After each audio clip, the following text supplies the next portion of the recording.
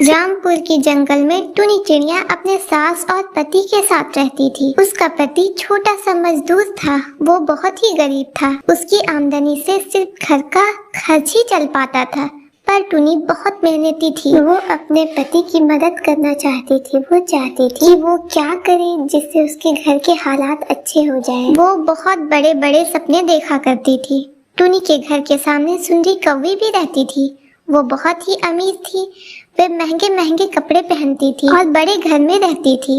उसे देखकर टुनी को भी उसी की तरह जिंदगी जीने का मन करता था। पता नहीं मेरी किस्मत कब खुलेगी। ये सुंदरी कौवी तो सिर्फ शॉपिंग करती रहती है और मैं यहाँ सिर्फ घर का काम में लगी रहती हूँ। काश मेरा भी पति सुंदरी कौवी की पति की तरह अमीर और बिजनेसमैन होता, तो आज मेरे पास भी बड़ा घर, महंगे कपड़े और गाड़ियाँ होती। अरे मुझे भी तो बहुत अच्छी चूड़ियाँ बनानी आती है, तो क्यों ना मैं अपनी हुनर का इस्तेमाल करूँ। क्यों ना मैं चूड़ियाँ बनाना शुरू कर दूँ और उसे बेचना शुरू कर दूँ। ये सही रहेगा। इससे सोनू की मदद भी हो जाएगी और पैसे भी आने लगेंगे।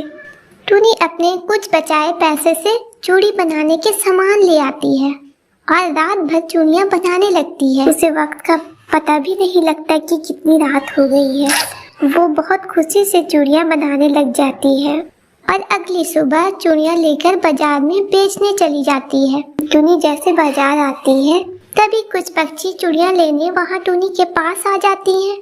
अरे बहन, ये चूड़ियाँ कैसे है? 10 रुपए दर्जन है। अरे ये तो बहुत सस्ती है। कहीं ये बेकार तो नहीं? अरे नहीं बहन, ये चूड़ियाँ मेरे हाथ की बनाई हुई है। ये बहुत मजबूत और टिकाऊ है। हाँ, ये लग तो मजबूत ही रही है और दाम भी सही है। ऐसा करो, मुझे 2 दर्जन चूड़ियाँ दे दो। ऐसे ही सभी पक्षियाँ टुनी से चूड़ियाँ खरीदती है। टुनी यह देखकर बहुत खुश हो जाती है क्योंकि पहले ही दिन उसके सारे चूड़ियाँ बिक्री हो जाती है।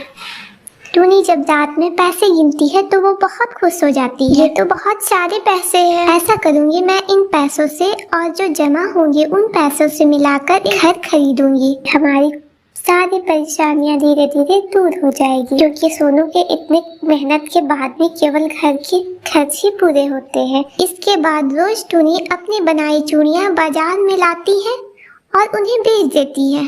ऐसे में उसकी ग्राहक बहुत बढ़ गई। टुनी की चिड़िया बाजार में आते ही खत्म हो जाती थी। टुनी यह देखकर बहुत खुश हो जाती है। उसकी ग्राहक रोज बढ़ने लगती है।